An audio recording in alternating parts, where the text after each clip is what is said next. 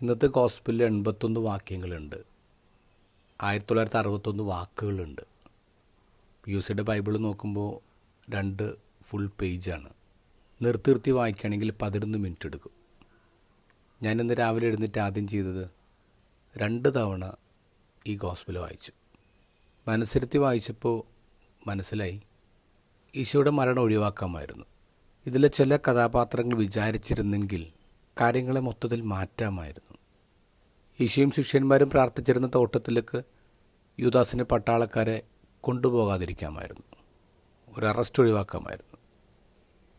കയ്യഫാസിന് ഇവൻ നമ്മുടെ സമുദായത്തിൽപ്പെട്ട ആളല്ലേ, നമുക്ക് തന്നെ വിചാരണ നടത്തി അവന് അർഹതയുള്ള ശിക്ഷ കൊടുക്കാം, അല്ലെങ്കിൽ ഒരു വാണിംഗ് കൊടുത്തു വിടാം എന്ന് ചിന്തിക്കാമായിരുന്നു.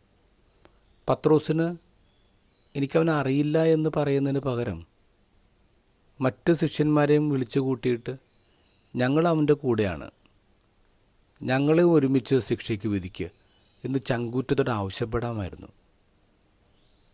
പീലാത്തോസിന് കൃത്യമായിട്ട് മനസ്സിലായി ക്രിസ്തു കുറ്റമില്ലാത്തവനാണ്. എന്നാലിങ്ങനെ ചിന്തിച്ചു, ഈ യഹൂദന്മാരൊക്കെ കൂടി സീസറിന് കംപ്ലൈൻറ്റ് കൊടുത്താൽ തൻ്റെ കസേര തെറിച്ചു പോകും. ഇവരൊക്കെ മാറ്റി ചിന്തിച്ചിരുന്നെങ്കിൽ ക്രിസ്തുവിൻ്റെ മരണം ഒഴിവാക്കാൻ പറ്റിയാനെ.